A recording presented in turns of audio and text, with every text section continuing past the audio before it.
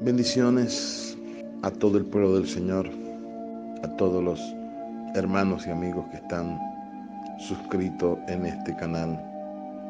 Bendita palabra. Deseando en el Señor que sean prosperados en todas las cosas y que gocen de buena salud, así como su alma prospera. Bendiciones también a todos los que nos siguen por Instagram, en Facebook, declarando cielos abiertos sobre sus vidas. Y que Dios conceda la petición de su corazón. Bendiciones. Vamos a compartir una palabra que se encuentra en el Evangelio según San Lucas, el capítulo 17, versículo 11 al 19. Así dice la Escritura. Yendo Jesús a Jerusalén, pasaba entre Samaria y Galilea, y al entrar una aldea le salieron al encuentro 10 hombres leprosos, los cuales se pararon de lejos y alzaron la voz diciendo: Jesús, Maestro, ten misericordia de nosotros. Cuando él los vio, les dijo: Id, mostraos a los sacerdotes. Y aconteció que mientras iban, fueron limpiados. Entonces uno de ellos, viendo que había sido sanado, volvió glorificando a Dios a gran voz, y se postró en tierra a sus pies, dándole gracias. Y este era samaritano. Respondiendo Jesús dijo: ¿No son 10 los que fueron limpiados? ¿Y los 9, dónde están? ¿No hubo quien volviese y diese gloria a Dios, sino este extranjero? Y le dijo: levántate, vete, tu fe te ha salvado. Que el Señor pueda bendecir nuestras vidas a través de su palabra. Que Dios pueda bendecir a cada persona que va a escuchar esta palabra. Alfa y Omega. Expongamos de entrada el pensamiento nuclear de esta palabra. La vida cristiana es una experiencia que comienza en Cristo y regresa a Cristo. Cuando se dice que Cristo es Alfa y Omega, no se está exponiendo un hecho limitado al alfabeto griego. No, se está diciendo que Cristo es el principio, el punto de partida y el fin, el punto de llegada de toda la experiencia cristiana. Que el hombre salvado sale de las entrañas de Cristo, entrañas de gracia y de misericordia, y regresa a Cristo. Que Cristo no solo es central, sino total en el esquema de la salvación cristiana. Que ser salvos es salir de Cristo y volver a Él con un canto de triunfo en el alma. Y para sustanciar esta tesis, vamos a concentrar nuestra atención en este pasaje bíblico que hemos leído, que recoge el relato de la curación de estos 10 leprosos. Veamos en primer lugar el encuentro de estos leprosos con Cristo. El Señor va de viaje a Jerusalén y tiene que pasar por una aldea ubicada entre Samaria y Galilea. Al acercarse a la aldea, sale una comisión a recibirlo. Es un grupo dramático y triste. No está presidido por el alcalde de la aldea, con los presidentes de la Cámara de Comercio y los concejales de la Cámara Municipal como miembros de la comisión. No, la comisión es el resumen de la miseria humana y está formada por 10 hombres leprosos, malolientos, mal vestidos, purulentas sus llagas, forman una estampa sangrante del dolor humano. Y dice el evangelista que estos hombres se pararon lejos de Jesús. Lejos. ¿Por qué estos hombres se pararon lejos de Jesucristo? Estos hombres se ubicaron lejos de Jesús porque la ley los separaba físicamente de Cristo y de todos. De acuerdo con la ley que ellos no ignoraban, precisamente eso, eran lo que estos hombres debían de hacer. En Levítico capítulo 13, los versículos 45 y 46 nos dice lo siguiente: y el leproso en quien hubiese llaga llevará vestidos rasgados y sus cabezas descubiertas, y embozado pregonará: inmundo, inmundo. Todo el tiempo que la llaga estuviere en él será inmundo, estará impuro y habitará solo fuera del campamento, será su morada. Bendito sea el Señor. Por eso estos hombres, embozado su rostro y con el grito que proclama su inmundicia en los labios, se paran lejos de Jesús. En otras palabras, la ley separa al hombre de la gracia. Pero hay otra pregunta que se impone. ¿Estaban realmente estos hombres lejos de Cristo? ¿Podía la ley realmente separar a un hombre del amor y de la gracia de Dios? Yo digo que no, no y 1000 veces no. La ley podía abrir un abismo, ciertamente, entre la miseria humana y la riqueza de Dios, pero la gracia de Dios podía tender un puente sobre ese abismo y acercarse al hombre. Bendito sea el nombre de Cristo. Esto es, la ley podía separar físicamente al hombre de Cristo, pero nunca de su interés y preocupación, de su simpatía y condescendencia. Precisamente por esto, la gracia es gracia y nos viene en Jesucristo y con Jesucristo. Estos leprosos eran seres en desgracia y la gracia venía a limpiarlos. Alabado sea el nombre del Señor. Para verme con los muertos, yo no voy al camposanto. Busco plaza, no desiertos, para verme con los muertos. Corazones hay tan yertos, almas hay que hieden tanto. Para verme con los muertos, yo no voy al camposanto. Esto que lo cantó un poeta peruano, podía haberlo cantado Jesucristo mismo, porque Él vino al mundo a buscar, no en cementerios, sino en plazas, cantones, sinagogas y callejuelas, a los corazones hiertos y a las almas que hieden tanto, para resucitarlas con el toque de su gracia, y esta tarea nada ni nadie podía evitarla. Y aunque la ley separaba al hombre físicamente de Cristo, la gracia lo colocaba en el centro de su amor y de su preocupación. Están tan lejos de Cristo, pero no tanto que no pueden dirigir a Él una súplica patética. Jesús, Maestro, ten misericordia de nosotros. Entonces el Señor les da una orden. Id, mostraos a los sacerdotes. Pero bueno, otra vez a la ley. Es casi seguro que algunos de aquellos desgraciados que, esperando un milagro espectacular, una sanidad instantánea, se sintieron un poco defraudados.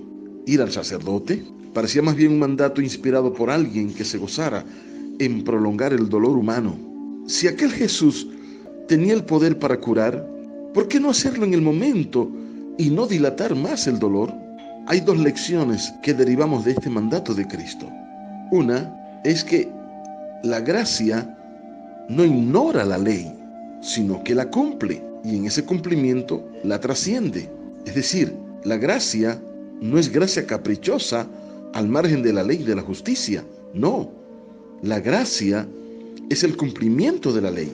Pero como para el hombre tal cosa resultó imposible, entonces Dios la pone al alcance del hombre en Cristo el Señor. Por eso el mandato de Cristo cae dentro del territorio de la ley.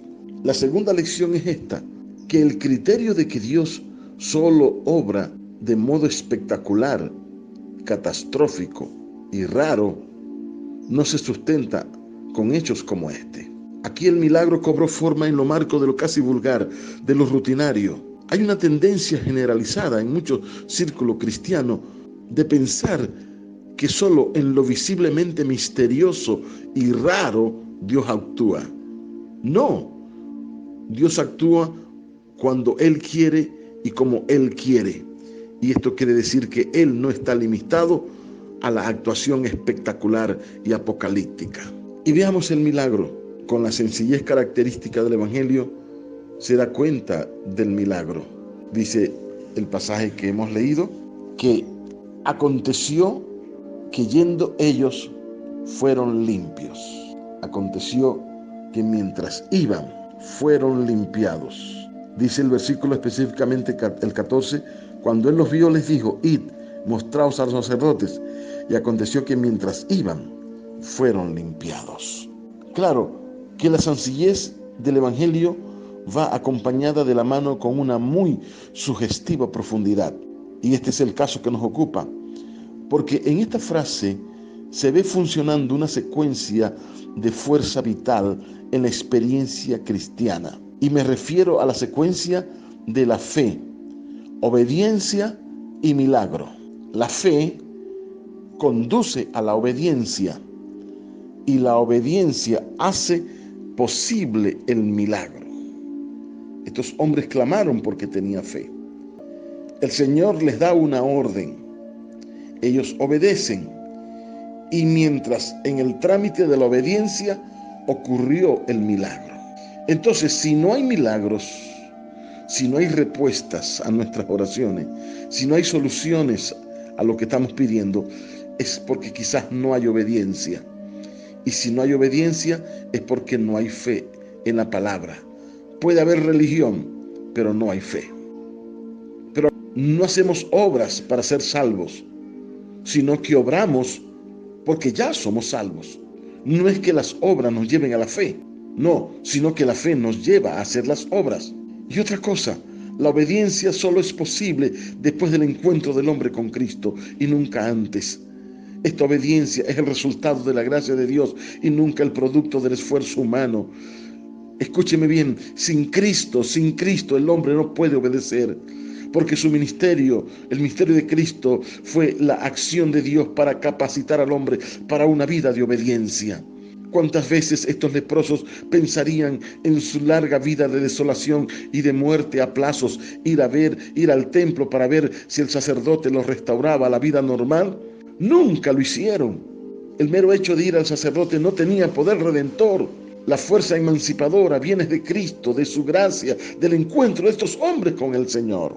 ¿Qué nos dice el Evangelio en otros pasajes? Tomemos por ejemplo lo que dice en Hebreos capítulo 13, los versículos 20 al 21, dice así de manera siguiente: y el Dios de paz, que resucitó de los muertos a nuestro Señor Jesucristo, el gran pastor de las ovejas, por la sangre del pacto eterno, os haga actos en toda obra buena para que hagáis su voluntad, haciendo Él en vosotros lo que es agradable delante de Él por Jesucristo, el cual sea la gloria por los siglos de los siglos.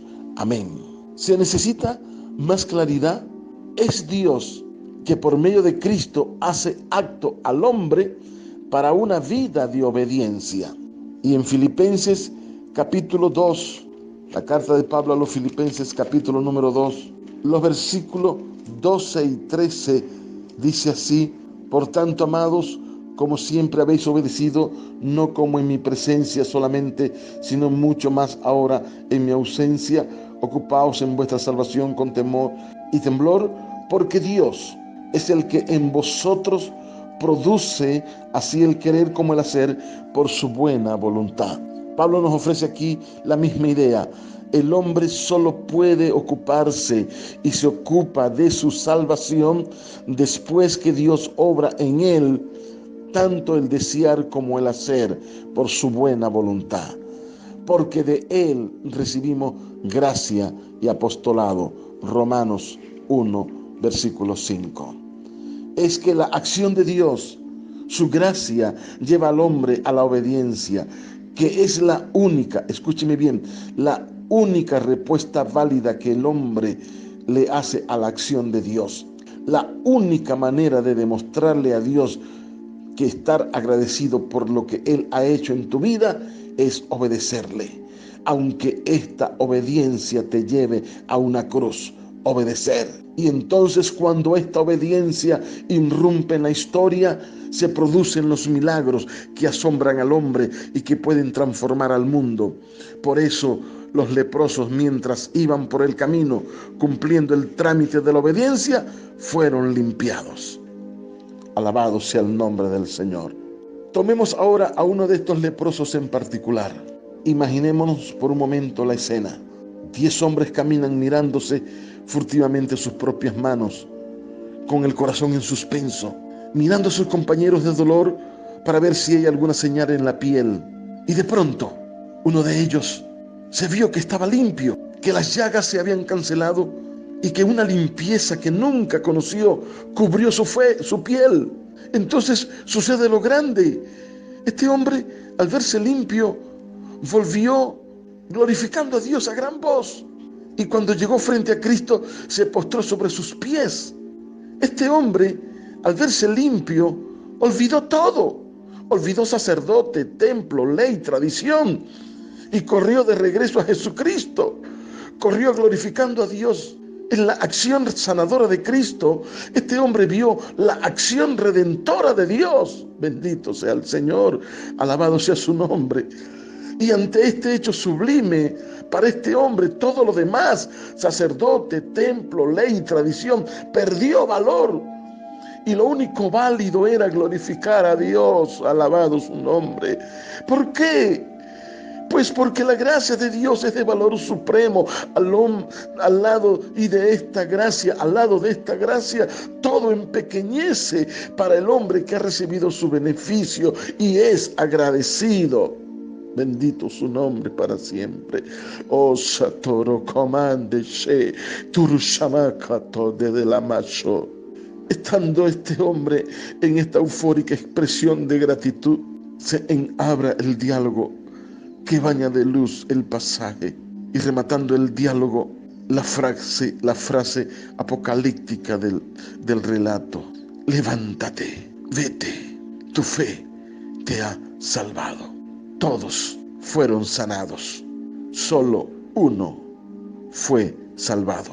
Los otros, los que no volvieron al Señor, se fueron con sus pieles limpias y la lepra del pecado prendida en el alma.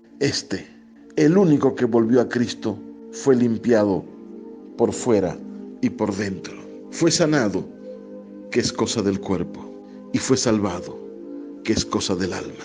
Y aquí estamos en condiciones de volver a la tesis que hemos planteado. La salvación es un proceso que comienza en Cristo y termina en Cristo. La experiencia del hombre salvado tiene a Cristo como alfa, pero también como omega. Sale de Cristo y a Él regresa en expresión agradecida. La única prueba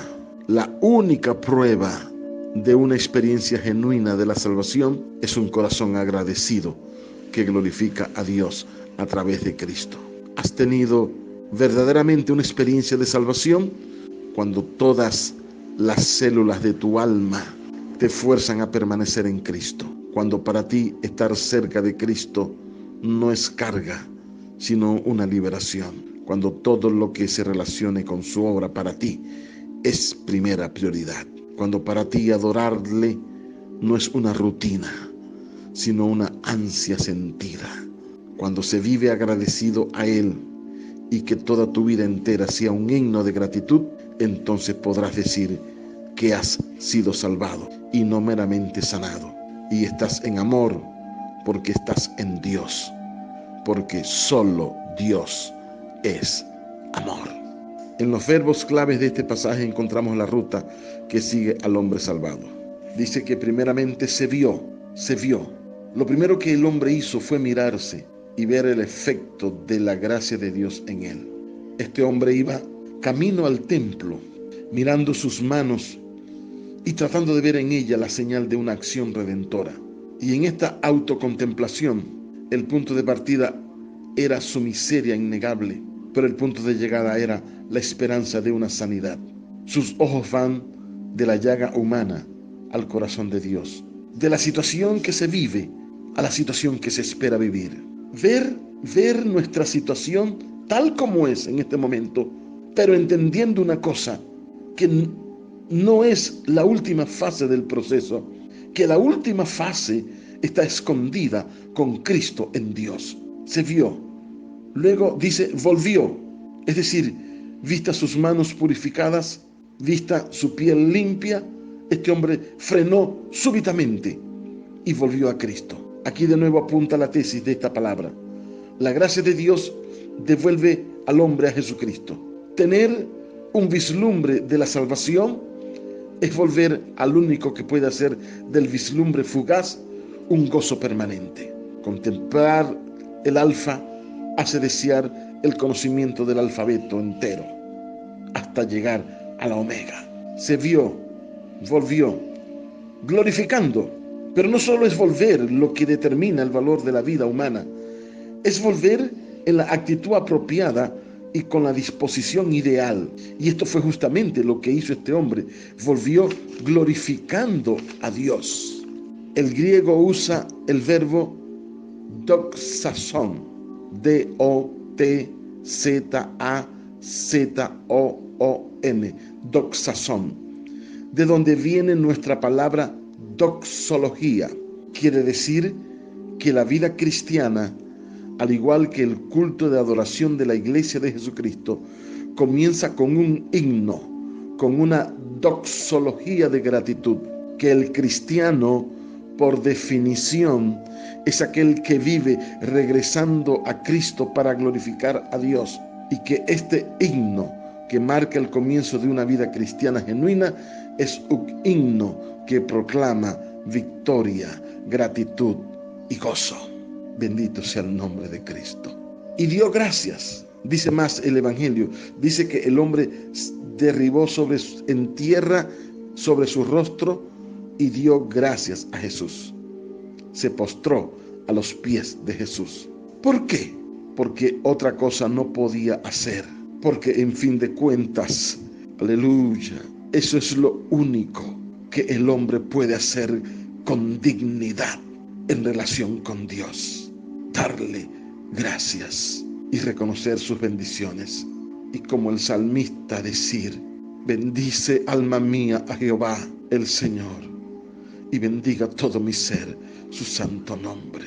Bendice alma mía a Jehová y no olvides ninguno de sus beneficios, porque Él es quien perdona todas tus iniquidades, el que sana todas tus dolencias, el que rescata del hoyo tu vida, el que sacia de bien tu boca, de modo que te rejuvenezca como el águila. Alabado sea su nombre para siempre. Oh, porque es solo en acción de gracias que la fe cristiana se expresa de modo genuino. Porque el culto de adoración que no sea esto, acción de gracias, ni es culto, ni es adoración. Concluyo con esto. Resumamos: el vernos, el volver a Cristo, el glorificar a Dios y darle gracias, esto es la vida cristiana. Y este pasaje nos dice que todo esto comienza en Cristo y en Cristo termina. Que aparte de Cristo, nada de esto es posible. Ni el vernos, ni el regresar, ni el glorificar, ni el agradecer. Que su milagro, su gran milagro, es de hacer posible para el hombre la conjugación activa de estos 4 verbos que sellan la genuina salvación del hombre: Alfa y Omega. Entonces es el momento de dejar de jugar la religión, de dejar de pensar en los números y en las estadísticas de cuántos tenemos en la congregación, de cuántos hay con talentos y con capacidad. No, cuántos se ven, vuelven a Cristo, glorificar a Dios, y cuántos le dan gracias, cuántos viven una doxología cristiana de gratitud y de adoración continuamente. Padre, yo te pido que bendigas a las personas que han escuchado esta palabra. Bendice sus vidas, sus hogares. Haz una transformación decisiva en sus corazones, en su familia. Se desate salvación, liberación en sus vidas, en el nombre de Jesucristo. Amén. Si has escuchado esta palabra y ha sido de bendición para ti, yo te pido humildemente en el nombre del Señor que te suscribas a nuestro canal Bendita Palabra y así nos apoyes para seguir divulgando este mensaje. Lo puedes compartir con tus amigos también, con tus contactos, con tus grupos, y así poder seguir transmitir la palabra del Señor, proclamar el mensaje del Evangelio. Bendiciones. Shalom.